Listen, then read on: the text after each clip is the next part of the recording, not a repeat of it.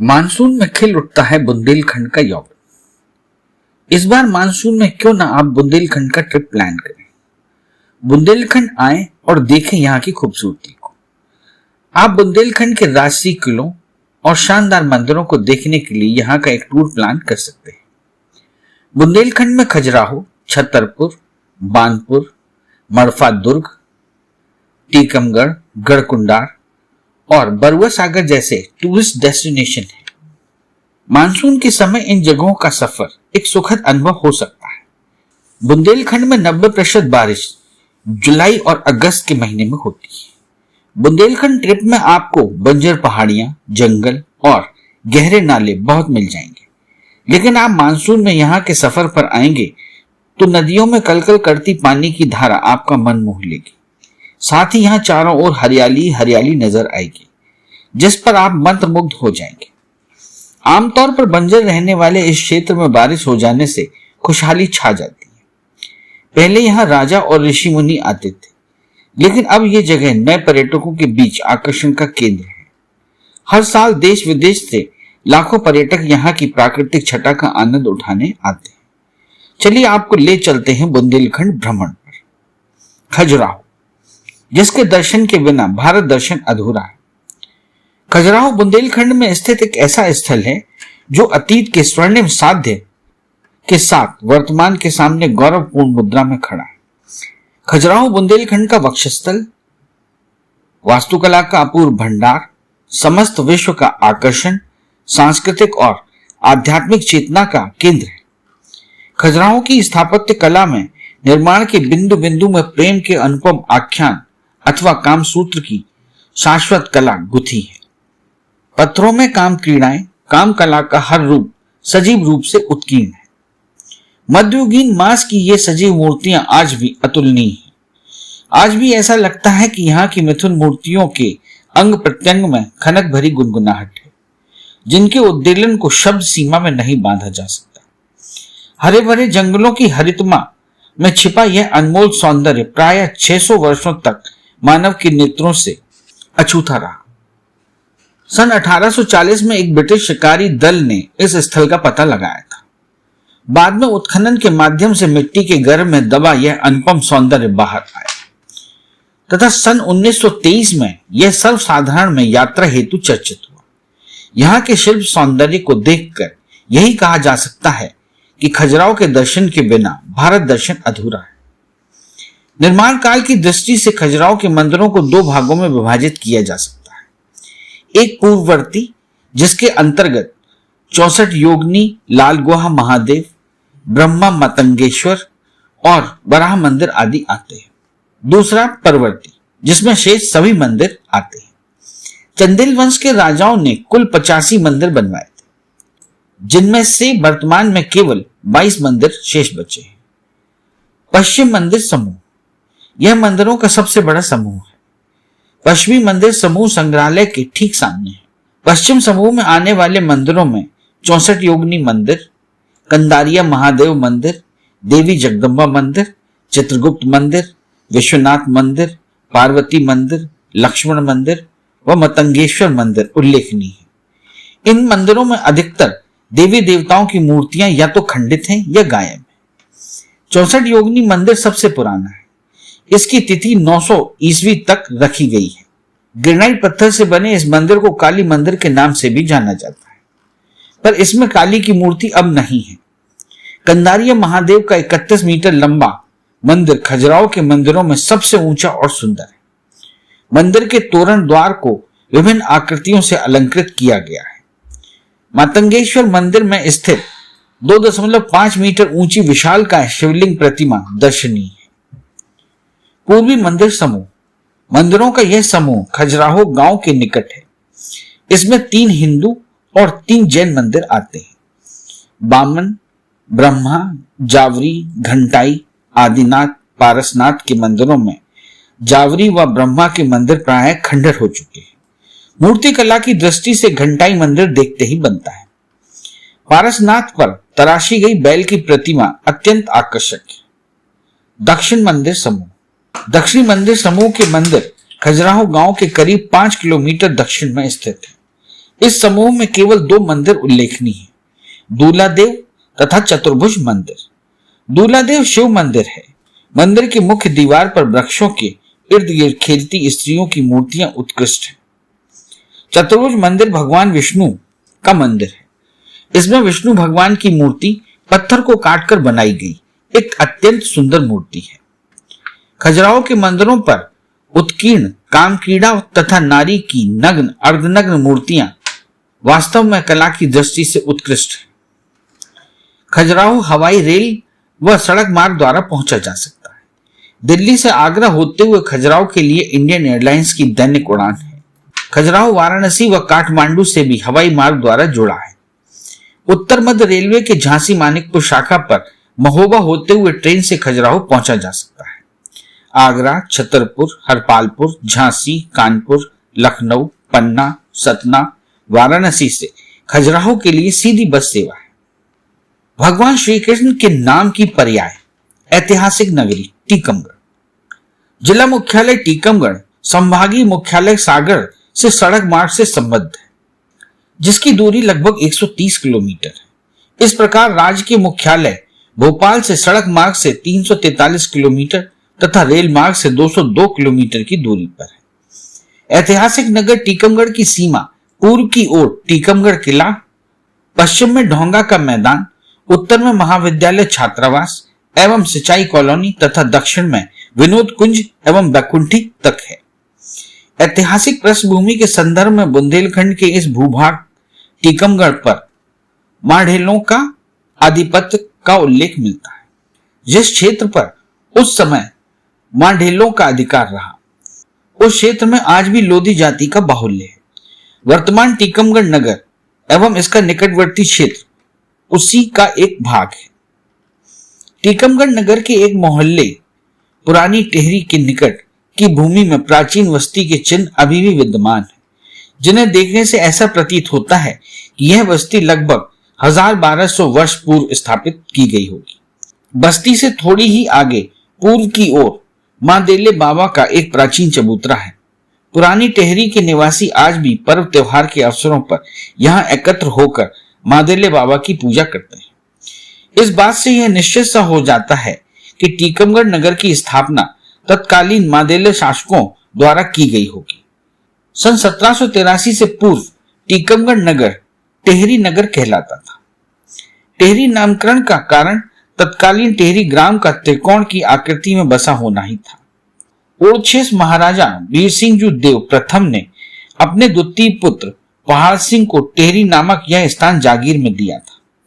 पहाड़ सिंह के उत्तराधिकारी शंकर सिंह ने सर्वप्रथम टेहरी में एक गढ़ी का निर्माण कराया। यह गढ़ी शंकरगढ़ के नाम से आज भी वन मंडल अधिकारियों के आवास के पीछे विद्यमान है। टीकमगढ़ नगर के उत्तरी सिरे पर महेंद्र सागर बड़ा तालाब, दक्षिण सिरे पर वृंदावन ताल, पश्चिमी सिरे पर हनुमान सागर तथा नगर के मध्य में शैल सागर है। नगर के चारों ओर अनेक बाग बगीचे हैं, जिनमें महेंद्र बाग, विनोद कुंज, वृंदावन बाग, जानकी बाग, युगल निवास, झिरकी बगिया, जंडेल साहब की बगिया, बरई बाग आदि प्रमुख है। नगर के मध्य में भी एक विशाल राजेंद्र पार्क है। टीकमगढ़ में ऐतिहासिक किला प्रतापगढ़, तालकोठी, बैकुंठी, राजमहल, सर्किट हाउस, सिद्ध बाबा की हवेली, प्रतीत राय का मंदिर, नजर बाग, विभिन्न महाराजाओं की छतरियां आदि दर्शनीय है। नगर में लगभग 20 हिंदू मंदिर हैं, 5 जैन मंदिर हैं तथा 9 मस्जिद तथा एक गुरुद्वारा नानक देव एवं एक चर्च है। नगर की पश्चिम दिशा में लगभग 3 किलोमीटर की दूरी पर बोरी नामक स्थान है, जहां हनुमान मंदिर अत्यंत प्राचीन एवं दर्शनीय है। नगर के दक्षिणी सिरे पर झिरकी बगिया में हनुमान की श्याम वर्ण मूर्ति, नगर के मध्य स्थित भगवान भैरव का मंदिर, बोतल हाउस आदि स्थान दर्शनीय है। गढ़कुंडार, जिसके बिना बुंदेली इतिहास अधूरा है। झांसी इलाहाबाद मार्ग पर झांसी से लगभग 30 किलोमीटर की दूरी पर स्थित एक छोटा सा ग्राम निवाड़ी। गांव के मुहाने पर ही मुख्य सड़क के बाईं ओर से सेंद्री के लिए एक रास्ता जाता है। लगभग 7-8 किलोमीटर की यात्रा के बाद अनायास कुछ छोटी छोटी पहाड़ियों की तलहटी में बसा एक गांव नजर आता है। जिसका नाम है गढ़कुंडार। स्थानीय लोगों ने इसे अपनी सुविधा के लिए गढ़कुंडार नाम दे रखा है। गर्मी के दिनों में तो यह समूचा इलाका उजाड़ वीरान दिखाई देता है, परंतु सर्दी और बरसात के मौसम में यहाँ की पहाड़ियां अपनी देह पर विभिन्न प्रकार के जंगली पेड़ पौधों को धारण कर लेती हैं। पूरा क्षेत्र इस श्रृंगार से आपूरित हो हरी भरी वादियों में बदल जाता है।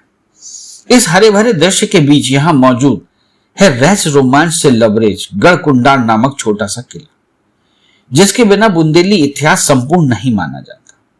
जंगली पेड़ पौधे और झाड़ झंकार से जूझना इस किले में प्रवेश की पहली सीढ़ी है, क्योंकि फिलहाल इसके मुख्य द्वार के लिए कोई घोषित और साफ सुथरा रास्ता नहीं है।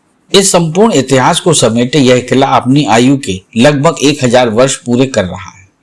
इतनी अवधि कम नहीं होती, फिर भी इसकी दीवारों पर चुनी एक एक ईंट आज भी अपनी मजबूती और शौर्य की कहानी कहती है। स्थानीय लोगों के अनुसार यह किला पूरा 6 मंजिला है। 3 मंजिलें जमीन के ऊपर हैं और 3 इसके नीचे। लोगों की धारणा है कि इस किले की निचली मंजिलों में अकूट धन दौलत है, परंतु इसको प्राप्त करने के लालच में जो भी व्यक्ति इस मंजिलों में गया वापस नहीं आ सका। खैर, ऐसे किस्से तो इन रहस्यपूर्ण स्थानों से जुड़ ही जाते हैं। अपने विशाल आंगन, परकोटों, बावड़ियों और बुर्जों के सहारे इस किले का महत्व आज भी कम नहीं हुआ। यहाँ का 1000 वर्ष पुराना गिद्धवासनी मंदिर लोगों के लिए दर्शनीय है। बुंदेलखंड के प्राचीन स्थापत्य का गौरव बानपुर। बुंदेलखंड के सुरम्य भूभाग में विस्तृत वैभव, प्राचीन स्थापत्य का गौरव, शौर्य स्थल का नाम है बानपुर। उत्तर प्रदेश के झांसी संभाग में बुंदेलखंड के जिला ललितपुर से लगभग 43 किलोमीटर, तहसील महरौनी से लगभग 14 किलोमीटर और समीपवर्ती मध्य प्रदेश के टीकमगढ़ नगर से लगभग 9 किलोमीटर पश्चिम दिशा में वर्तमान बानपुर कस्बा स्थित है। बानपुर ऐतिहासिक महत्व का प्राचीन पुण्य स्थल, ब्रिटिश काल का विद्रोही और वर्तमान में आधुनिक प्रगति की नजर से लुप्त कालजयी कला केंद्र है। महाभारत में बानपुर का नाम बाणपुर नाम से अनेक स्थलों पर उल्लेख हुआ है। पौराणिक गाथाओं के अनुसार बाणासुर नाम का दैत्य यहाँ राज्य किया करता था, जिसके नाम पर ही कदाचित इस स्थान का नाम बानापुर पड़ा, जो बाद में बानपुर कहलाने लगा। आज भी बानपुर और टीकमगढ़ को मिलाने वाले मार्ग में प्रवाहित जामनी नदी के सेतु को बाणा घाट ही कहते हैं। इस प्रकार पौराणिक प्रमाण के रूप में शिव भक्त बाणासुर की सुंदर पत्नी उषा के नाम पर उषा घाट भी विद्यमान है। कहा जाता है कि उषा इसी मार्ग से शिवजी की पूजा करने हेतु कंडा देव जाती थी। बानपुर ग्राम से कुछ किलोमीटर दूर स्थित नवद्वारियां आज भी बानपुर से उषा कुंड तक के सुरंग मार्ग का प्रमाण प्रस्तुत करती है, जहां वर्तमान मढ़िया घाट पर उषा शिवजी की अर्चना किया करती थी। बानपुर के उत्तरी भाग में बड़े ताल के समीप पर्वती नंदन श्री गणेश की 22 भुजाओं वाली विशाल मूर्ति दर्शनीय, जो कि संभवतः पूरे भारत में अपने तरह की अद्वितीय कला करती है। वर्षों जंगलों के उद्भव में लुप्त मूर्ति को कुछ वर्षों पूर्व ही गणेशगंज में स्थापित कर दिया गया है। यहाँ का बजरंग मंदिर दर्शनीय है। बानपुर में 2 विशाल जैन मंदिर, जिनमें बड़ा मंदिर तो अत्यंत भव्य और उत्तरकालीन स्थापत्य शैली का श्रेष्ठ प्रतीक है। बानपुर नगर के दक्षिण भाग में श्री 1008 अतिशय दिगंबर जैन क्षेत्र है, जो अपनी प्राचीनता, भव्यता और शिल्प कला के कारण संपूर्ण बुंदेलखंड का एक गौरवपूर्ण कला तीर्थ है। बानपुर नगर के पूर्व में उषा घाट, बरी घाट और अजय पार आदि प्रकृति प्रदत्त रमणीक दर्शनीय स्थल हैं। जामनेर, जमरार नदियों से आवृत बानपुर को प्रकृति ने अपने हाथों से संवारा है। बानपुर में स्थित भगवान शांतिनाथ की 18 फुट ऊंची पत्थर की प्रतिमा के विषय में जनश्रुति है कि यह मूर्ति निरंतर बढ़ रही है, इसलिए बड़े बाबा की मढ़िया को कई बार बनवाया जा चुका है। 10वीं शताब्दी में निर्मित सहस्त्रकूट चैत्यालय 50 फुट से भी अधिक ऊंचा है और 22 फुट के चौड़े आसन पर यह जिनालय अपनी कलात्मक पच्चीकारी, प्रवेश द्वारों तथा विशिष्ट मूर्ति कल्पना के कारण भारतीय शिल्प कला में अपनी तरह का अनोखा उदाहरण है। इस चैत्यालय के बाहरी भाग पर उत्कीर्ण एक मूर्ति, जो आयुध एवं नरमुंड लिए खड़ी दिखाई देती है भारतीय पुरातात्विक दृष्टि से विशेष महत्वपूर्ण है। बानपुर में छोटी सी टेकरी पर स्थित बानपुर दुर्ग युद्ध में सुरक्षा की दृष्टि से अत्यंत महत्वपूर्ण है। जब जनरल ह्यूरोज ने राजा मर्दन सिंह के बानपुर स्थित किले पर आक्रमण किया था तो राजा वहां नहीं थे। जो थोड़े बहुत सिपाही थे वीरता पूर्वक अंग्रेजों का सामना किया। अंततः ह्यूरोज ने किले पर अधिकार कर लिया और राजा मर्दन सिंह के संग्रहालय एक पुस्तकालय में आग लगवा दी। केवल दुर्ग पर स्थित बिहारी के मंदिर वाला भाग छोड़कर, क्योंकि उससे सिपाहियों के भड़कने का डर था, बारूदी सुरंग लगाकर उड़ा दिया था। दुर्ग में मिली युद्ध सामग्री, गोला बारूद, तोप आदि के साथ अनावश्यक सामग्री दुर्ग में स्थित एक कुएं में भर दी गई थी। यह सामग्री इतनी अधिक मात्रा में कुएं में भरवा दी गई थी कि आज भी उस कुएं में पत्थर फेंकने पर धातु से टकराने की प्रतिध्वनि सुनाई देती है। मड़फा का प्रसिद्ध दुर्ग। बांदा जनपद एक ऐसा जनपद है जहां विश्व के प्राचीनतम पर्यटन स्थल है। यह स्थल धार्मिक, ऐतिहासिक और सांस्कृतिक दृष्टि से अत्यंत महत्वपूर्ण है। इन स्थलों में मड़फा का दुर्ग कालिंजर दुर्ग के पश्चात दूसरा स्थान रखता है। इस स्थान का प्राकृतिक सौंदर्य पर्यटकों को अपनी ओर आकर्षित करता है। मड़फा का प्रसिद्ध दुर्ग चित्रकूट और भरतकूप के सन्निकट एक पहाड़ी के ऊपर स्थित है। यह दुर्ग भी कालिंजर दुर्ग जैसा ही है तथा यह भी बलुआ पत्थर से निर्मित है। 9वीं शताब्दी के अंत से लेकर 13वीं शताब्दी के प्रारंभ तक यह दुर्ग चंदेलों के 8 प्रसिद्ध दुर्गों में से था। प्राचीन दुर्ग के अवशेष यहां उपलब्ध होते हैं। ऐसा प्रतीत होता है कि यहां पर राज्य करने वाले नरेशों के लिए यह दुर्ग शत्रुओं से उनकी रक्षा करता था। जिस पर्वत पर यह दुर्ग स्थित था वहां कोई भी आक्रमणकारी आसानी से नहीं पहुंच सकता था। यह दुर्ग कालिंजर से 26 किलोमीटर की दूरी पर उत्तर पूर्व में स्थित है। यहां पहुंचने का रास्ता बाघेलाबारी और भरतकूप से ही जाता है। यह दुर्ग उत्तर पूर्व में स्थित मानपुर गांव से लगा हुआ है। मड़फा दुर्ग का इतिहास अत्यंत प्राचीन है। विविध पुराणों के अनुसार इस स्थल पर च्यवन ऋषि रहा करते थे, जिन्होंने सुकन्या से विवाह करने के लिए वृद्धावस्था का परित्याग करके दोबारा यौवन प्राप्त किया था। इसी स्थल पर विश्वामित्र का स्वर्ग की अप्सरा मेनका से संपर्क स्थापित हुआ था, जिसके परिणाम स्वरूप शकुंतला का जन्म हुआ और मेनका उसे मांडव ऋषि के शरण में छोड़कर दोबारा स्वर्ग चली गई थी। यही शकुंतला और दुष्यंत के मध्य प्रेम संबंध स्थापित हुए, जिसके परिणाम स्वरूप उनके पुत्र भरत का जन्म यही हुआ। इसी स्थल में अथर्ववेद के रचयिता महर्षि वेदव्यास अर्थवर्ण रहा करते थे। इनकी पुत्री वाटिका से महर्षि वेदव्यास का विवाह हुआ था तथा उनके पुत्र सुखदेव का जन्म हुआ। व्यास के नाम पर व्यास कुंड यहीं से कुछ दूरी पर है। इसी स्थल पर आयुर्वेद के महान ज्ञाता चरक ऋषि का भी निवास रहा है। त्रेता युग में भगवान श्री रामचंद्र अपने वनवास काल में यहां रहे, क्योंकि यह क्षेत्र चित्रकूट से लगा हुआ है। द्वापर युग में पांडव अपने अज्ञातवास में अनेक दिवसों तक यहां रहे। जब हम इस दुर्ग को देखने के लिए दुर्ग पर चढ़ते हैं तो सर्वप्रथम दुर्ग में प्रवेश करने के लिए हमें हाथी दरवाजा मिलता है। हाथी दरवाजे से दुर्ग में प्रवेश करने के पश्चात सामने शिव मंदिर आता है। यह शिव मंदिर चंदेल कालीन है। इसमें शिवलिंग के स्थान पर भगवान शिव की विशाल मूर्ति है, जिसमें भगवान शिव की अनेक भुजाएं दर्शाई गई हैं। इनमें भगवान शिव अनेक अस्त्र शस्त्र धारण किए हैं और नरमुंडों की माला धारण की है। यह प्रतिमा कालिंजर में उपलब्ध काल भैरव की प्रतिमा जैसी है। यहीं से थोड़ी दूरी पर चलने पर एक लघु सरोवर है, जो नीलकंठ मंदिर के बगल में स्थापित सरगुहा जैसा है, जिसके गर्भगृह में कोई मूर्ति नहीं है। ऐतिहासिक गाथाओं का साक्षी जराय मठ। जराय मठ झांसी से लगभग 15-16 किलोमीटर पूर्व की ओर विश्व प्रसिद्ध कला तीर्थ खजुराहो मार्ग पर बरुआ सागर से 3 किलोमीटर पहले एक ऊंचे टीले पर स्थित है।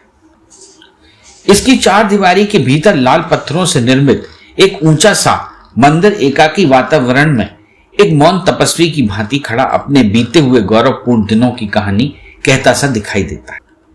लगभग 60 फीट ऊंचे मुख्य मंदिर के पार्श्व में दोनों किनारों पर दो मणियों की भांति दो लघु मंदिर हैं, जिनसे प्रतीत होता है कि मुख्य मंदिर के चारों ओर एक एक लघु मंदिर रहा होगा।